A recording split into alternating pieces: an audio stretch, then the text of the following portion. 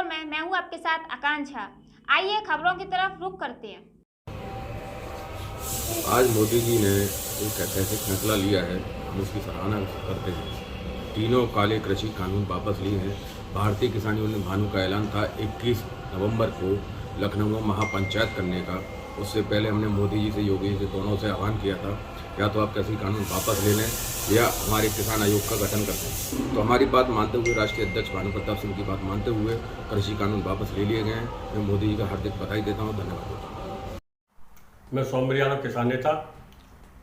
उत्तर प्रदेश में 2022 का चुनाव होने वाला है।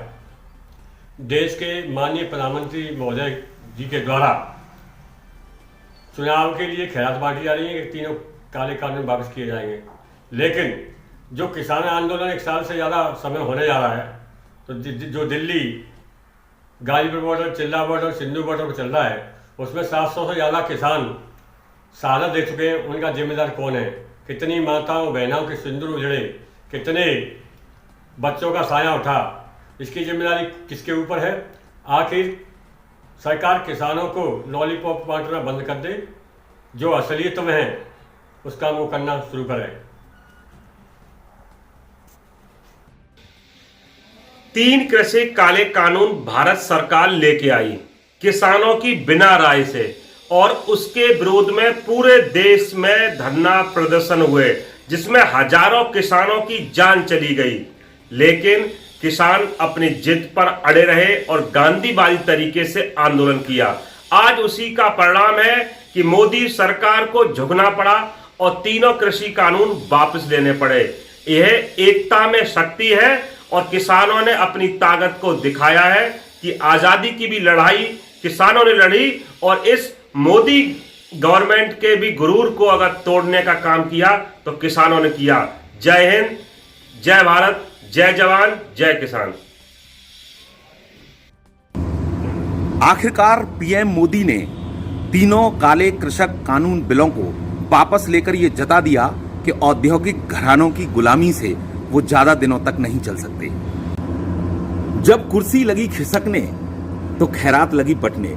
अरे ये जीत है हम किसानों की, हमारे राष्ट्रीय लोकदल की, हमारे राष्ट्रीय मुखिया हमारे जयंत चौधरी जी की, और उस सच्चे हिंदुस्तानी की जो किसानों के पक्ष में खड़ा रहा।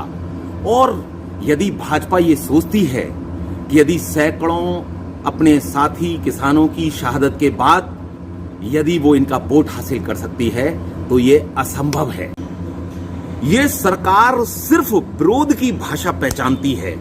जब उपचुनाव में हार हुई तो पेट्रोल डीजल की कीमतों में कुछ कमी करने लगे। यानी इस हिंदुस्तान की जनता को समझ लेना चाहिए कि जितना आप इसके खिलाफ वोट करोगे उतनी आपको राहत मिलेगी, उतना महंगाई पर अंकुश लगेगा।